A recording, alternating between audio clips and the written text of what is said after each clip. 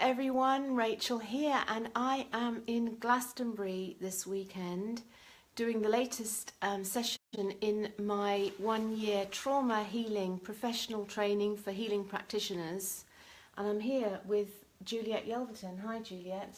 Hi Rachel, and it's been a really interesting weekend here today. Well, so we're only halfway through it, Yeah. and this weekend we've been doing boundaries. So tell us just really quickly, Juliet, about trauma healing and specifically why it's important to have boundaries. Well, when we've been traumatised, generally our boundaries have been eroded because something has happened to us that we had no control over, and that our sense of self is completely destroyed in that moment, and that we may then go through life without even being aware of the fact that who we were originally is now being completely changed into this person that is not able to stand up for themselves, that is an easy pushover, is not able to really identify their own core needs, and gives away their time and their energy or their sense of purpose or whatever to other people. And last night, Juliet doesn't really sort of tune into all of the kind of media unfolding, so I was explaining to her about Harvey Weinstein, obviously the Hollywood kind of mogul, millionaire mogul, who has just been sort of outed for abusing his power. And I guess, you know, that is a very amplified scenario of I guess a scenario that plays out a lot of the time, where people are working for a very powerful boss, maybe it's their boss, someone who, you know, controls them, maybe a husband, maybe a boyfriend that is overwhelming. I mean, what would you advise someone who finds themselves in that situation where they're and describe, you know, some of the trauma that can happen in that situation where you've got an overwhelmingly powerful person trying to make you do things you don't want to do? Well, that sounds like what's happening on the planet today, doesn't it? We have an overwhelmingly powerful power structure in governments and corporates that are trying to make us do something that's really bad for our health. There's a lot of damage happening on the planet, and this is why I say that trauma is really vital. Healing trauma is vital in planetary transformation and survival. So with a situation like that, with a Harvey Weinstein, is the problem with him, or is the problem with his kind of victims, or how does that on a practical level, how do we resolve that kind of trauma that's obviously playing out? I mean, where do you stop? How do you kind of transmute it and heal it? Well, the first step is to recognise there's trauma. So it's a misuse of power, isn't it? It's a power over. So this person, I understand he's been abusing his employees. Yeah, essentially. And the employees have difficulty with their boundaries, otherwise... Well, it's basically actresses who want to get famous, who are compromising themselves because they... and not feeling empowered to say no. Yeah, so when you have a need, when your core needs haven't been met, especially when there's early trauma, developmental trauma, then you will do whatever to go along with whatever the promise is. I had a situation when I was a teenager, and I had a very impoverished and difficult childhood, and my core needs were not met at all. And I was trying to make my way in the world as a young teenager, and I started, in order to make a living, I started to do nude modelling for the art class. Oh God. And then I thought that I'd really made it when the art teacher invited me to his home to model for his, you know, he's a great artist and he's going to pay me for this work. So because I'd been traumatised and I had no boundaries at all, I didn't recognise the danger that I was stepping into at that moment. Yes. So you had no boundaries? I had no boundaries. Okay. And so I modelled for him, and then he tried to abuse me. And then interestingly enough, a couple of years later, I had a similar situation in Los Angeles where I travelled and I was doing my exploration, where I almost got signed up for a porn movie because, again, I had the promise of, like, star in our movie. And actually these men wanted to sexually abuse me. Wow. Yeah. And so I never knew this about you, Juliet. This is all coming out live. It's all coming out. But this is a scoop, folks. It's a scoop. Stay I've not tuned told in. anyone this. Not a single person in my life ever has heard this Oh my information goodness. before. So this is like, Don't tell anyone. Don't tell okay? anyone. Just keep this between us. But I think these things are common for many people. And your question was, who's kind of at fault? Who's at fault? Well, neither person is at fault because, I mean, yes, there is an area of responsibility and fault with the abuser because they're doing something bad to somebody else, but both people are actually carrying a lot of trauma. Margaret Miller, who's a psychotherapist, wrote a book about 20 years ago called For Your Own Good, The Roots of Violence in Child Rearing. And she did an analysis of people that had committed atrocities, and including Hitler, and their background. And basically her conclusions were that when a child is really badly abused, if they have no help and no one to turn to, and all that abuse is internalised and their core needs have not been met, then they will tend to act out what happened to them to other people. Yeah, so they'll become an abuser. So a bit like Donald Trump, if you think of what he's doing right now on the planet, the magnitude of his abuse and his misuse of power. Yes. Is devastating, and everybody else, not everybody else, but many people are finding it difficult to actually step up and say, no, that's my limit, that's the limit of the damage we're going to have done to this planet.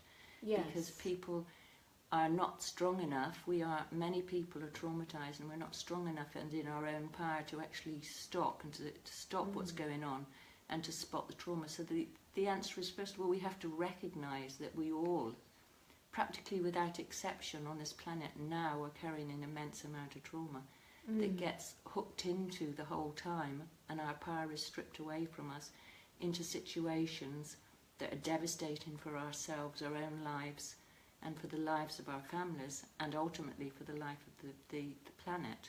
Yeah. So step one is to start to recognise that we have trauma. Step two is that there are many really good ways to approach this and it can be healed. But until we recognise it, we're not going to heal it. So, when you've done your own work, you've begun to see things, haven't you? Oh, I mean, it's completely, because bear in mind, I mean, this is a 1-year professional training program for healing practitioners, and I'm not a healing practitioner, and I actually didn't want to come on this, and I said I don't have any trauma. Which is what most people say. It was quite interesting to embark on this program thinking, I've really done loads of work, I've done, I really don't need to do this, and I don't have any trauma, and then to be in it and to have all of this stuff. And because it's what's very important powerful. is to understand this is a physiological process, and many people who've done a lot of spiritual healing or a lot of psychotherapy feel like they've done their work and they should be healed, but they're not recognising that it's a real physical and physiological process that's going on in their body, and it's the dysfunction of the nervous system that leads them to get unnecessarily angry, inappropriately angry, or inappropriately depressed or activated.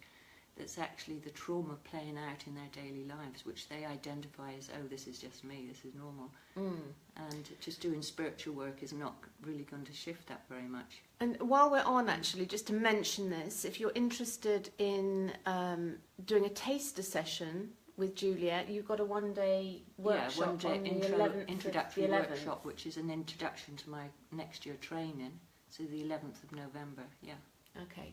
And so if you're interested in training in this, there's another program happening next year, next February, January 2018. Yeah. So, but anyway, back to the topic of, by the way, I'm not on a commission on this. I'm just helping Juliet to get this. I feel this is really important work, and it's actually transformational. It's been transformational for me and everyone in this group that's on it. It's very powerful.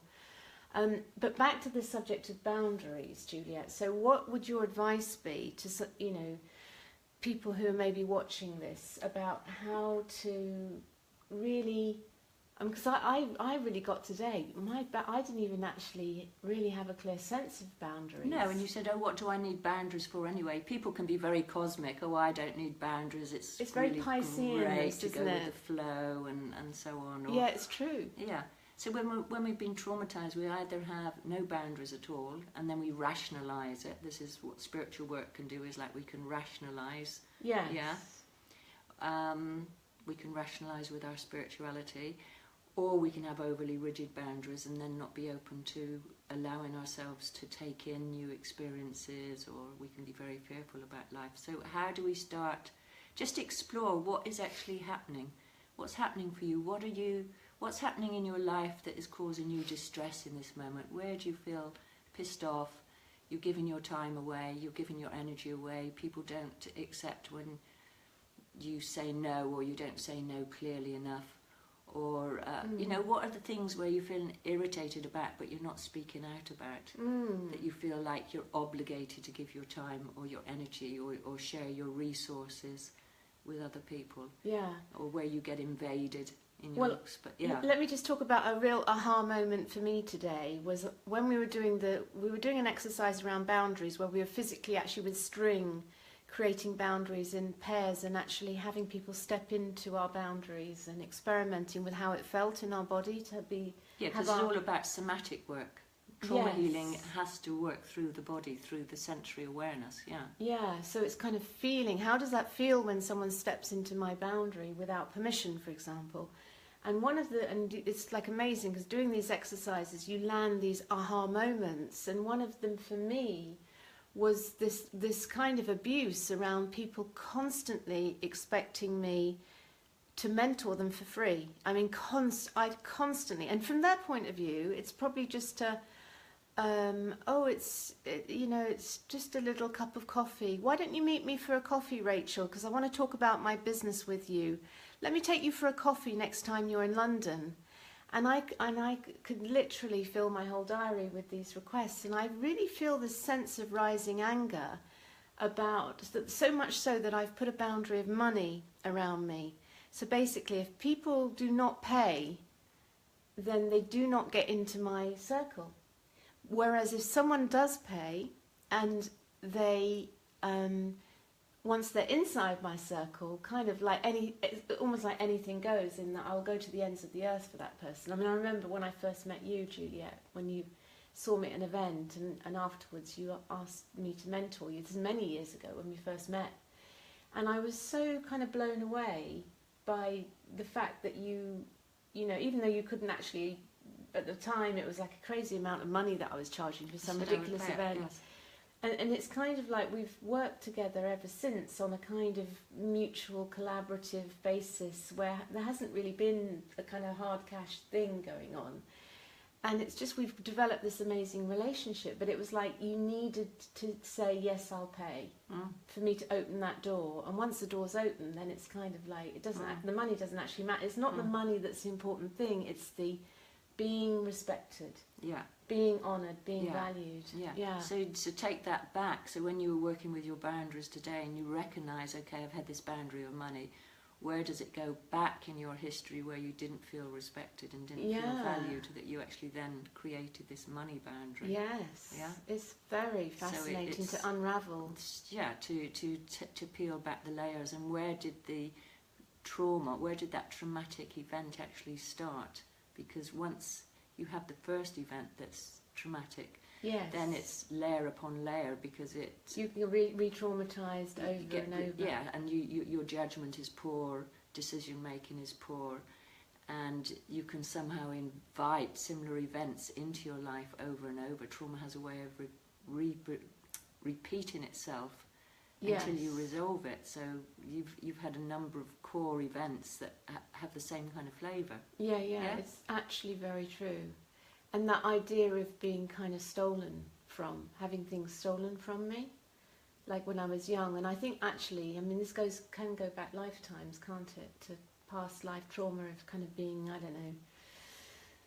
I don't know, have like my roots are Huguenot, which is, I mean, they were persecuted, weren't they? The Huguenots, they fled from France. There was religious persecution. I've probably got all of that in my DNA somewhere. Anyway, it can get very complicated. Yeah, so if we just stick to this lifetime. Yeah, keep it easy. Keep it easy, but trauma is generational. We do, Yeah. it does get passed down, and we carry the baggage of our parents and our grandparents and so on, you know. Yeah. It changes our genes when we get traumatized. And in terms of transmuting it and healing it, it's kind of creating the space to recognize it and be on the edge of it. I mean, that's because this is a big question of, you know, if you've got trauma, how do you actually transmute it and heal it? Well, first of all, you have to do it very slowly. There's no like big bang ways of healing trauma. That's what was thought in the 60s when they invented catharsis. It's like, let's get into the emotions and let's get into the anger, let's empty out all our anger. But that's not actually... I went into my anger today and it's not No. a good vibe. No. Wasn't a good place to go. Because you can't empty your anger. There No. isn't a pot that you empty. It's a physiological processes and activation that gets stirred up. Mm-hmm. Yeah? And it's recognising what's stirring it up and feeling the limits of that, how you can manage that nervous system activation. Yeah. So in order to heal anger, heal trauma, you have to slow down the process enough to build enough self-awareness of what's actually happening. Not just what's happening on a thought level or an emotional level, but what's happening on a physical level. Yeah, it's really feeling into your body, isn't Core, it? yes. It's really feeling, because your body is going to give you the clues of what's going on. Mm. Yeah. And it's kind of being on the edge of the activation and not falling into into it. So isn't when you're building up that level of self-awareness, and then you can work with it, you can titrate it bit by bit. So you're taking a little chunk of the experience and then you're working with it and healing it.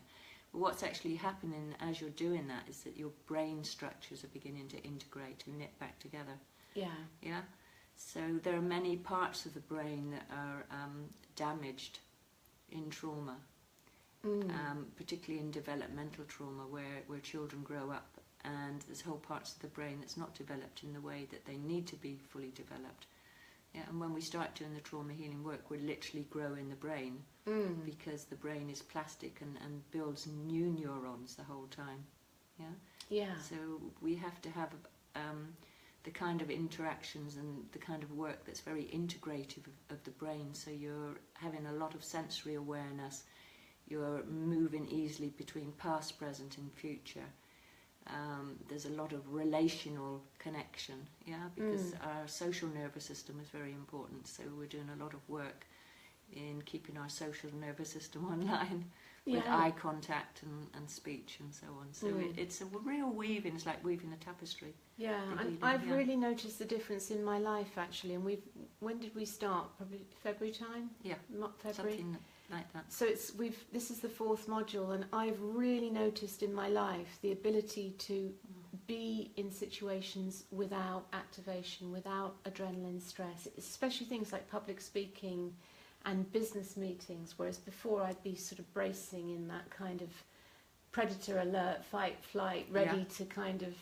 Whereas now I'm just really in this very calm space where I can just really enjoy it. Yeah. And not be activated. To be more your authentic self. Exactly. Yeah. It's very freeing. I mean, because it frees so much energy to be in that space and just to have fun and to be able to not be in the grip of that kind of fight, flight, activation.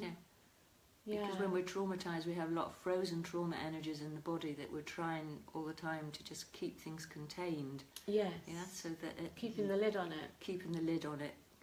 Even unconsciously, we don't know it's like that, and we live our lives and we think we're happy and normal, but actually there's this incredible amount of energy just keeping things locked down. And I just want to say on this point, because I'm going to switch into astrology, if you've been following all of the astrology reports, of that Jupiter's just moved into Scorpio, and what everyone's predicting is that the next 12 months of Jupiter in Scorpio is really having to go into that kind of the place where most of us don't want to go, because I mean, this is challenging work, isn't it? And it stirs up a lot of deep work, because most people don't really want to deal with their trauma. It's challenging, but the other thing is for people not to be scared off doing it, because in order to heal trauma you have to create safety and wellness. And that has to be really integral to each little step of the journey. So although it's challenging, it's actually not a bad experience coming and doing this work. Yeah. Yeah, I mean, I have to say, Juliet, you do hold the space really powerfully, and it is a space of absolute compassion, unconditional love, non-judgment, and it is a very powerful container. So it allows our guard to come down sufficiently to be able to access the deeper stuff. And it's amazing. So anything else you want to say, Juliet? How many? We've got 6 people on. What's in store tomorrow? In tomorrow's tomorrow we're looking at developmental trauma. We're looking at the core needs that every human being has around contact, attachment, attunement, autonomy, and what happens to us as individuals when those core needs aren't met, how devastating that can be, and what we then do to shore up the pain of not having those needs met. The artificial constructs that we make for ourselves. Yeah. Wow. God, I'm not looking forward to that then. You'll be fine. Yes. Anyway, so just to say again, if you just joined, there's a one-day taster session. We're here in Glastonbury. We're at Healing Waters, and it's a very powerful site. We're on the St Michael line. Just That's right. Tell a bit about Healing Waters, because the power of this land is also incredible. So we're on the edge of Wiriel Hill, which is where the Holy Thorn Tree was planted, and we're on the Michael line and direct connection to the Tor. And it's just very powerful energy site, and I set up Healing Waters Retreat Centre about 15 years ago, Healing Waters Sanctuary, and we're now morphing into... And you won an award? What was the award? Oh yes, we won the award for the Gold Award for the best healing centre, retreat centre, so that's... in the UK? Yeah, in the UK. Wow, and that is just, that is amazing, Juliet. That's such an accolade. Yeah, and we have thousands of people coming here, bringing groups from... And the thing is, it's not a classic retreat centre in the sense of a huge kind of eco-centre in a forest somewhere with... I mean, it's just kind of... It's a very intimate house, but it has a power. Yes, everybody who comes remarks on the power. It has a sanctity about it, a feeling of complete quietness and peace. Yeah, and the dreams, just to say, if you ever come to stay here at Healing Waters, the dreams that you have, I mean, I have very vivid dreams anyway, but I mean, the dreams, last time I completely was rebirthed in my sleep. I had like I was in an ancient temple being reborn. I mean, it was just the most incredible dream. Yeah, you do have very powerful dreams, and I can't promise everybody's going to have big dreams or anything, because that doesn't happen to me. But people every time I've stayed here, it's been very powerful. Yeah, people do seem to have powerful experiences, and this year we've had people from all over the world, from Latvia and America, Germany, the Netherlands. Yeah, many countries bringing groups, because people bring groups up to about 24 people to do their own spiritual healing. But we're morphing more into being a world-renowned trauma healing centre. So that's our main focus, because we need to we're creating a movement that in order to heal the planet, we've got to recognise that practically everybody's traumatised and that there's a possibility to heal. So we're creating a whole powerful band of healers. And I think the key thing about this, I mean, this professional training program, we're all doing our healing, but we're all in some way a mentor or a coach or a therapist. We're all professionals, and it's a real deepening. I mean, I've found my own mentoring work is so much deeper through having really understanding and being able to recognise an activation in a client.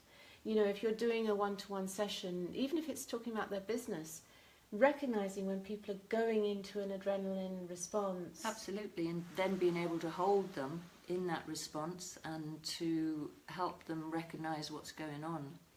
That you can significantly And help to come them. out of the story And and to really go into their body of like what's going on for them. Yeah, and that's it, for you to have that capacity as a, you know, whether you're a mentor or a healer or a teacher, a doctor, a policeman, to have that capacity means that you're a much safer person to be with and to work with, and the work that you do is going to be so much more helpful to that other person.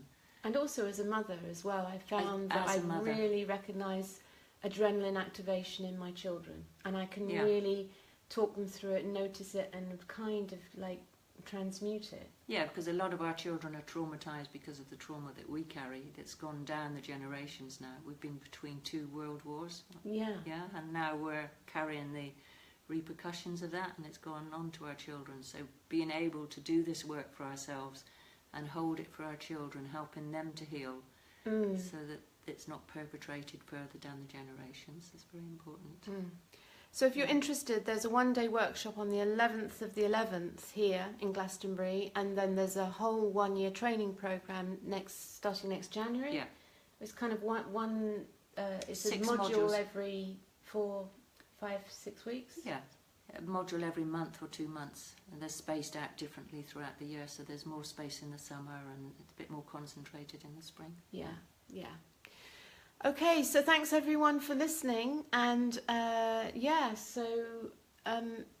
it's bye from us here in Glastonbury, and hope you'll come and visit Juliet soon. And you do one-to-ones as well, Juliet, don't you? Yeah, I do a lot of one-to-one work, yes. Yeah. But I'm also finding that I have so many people asking me, that's why I need more people trained up.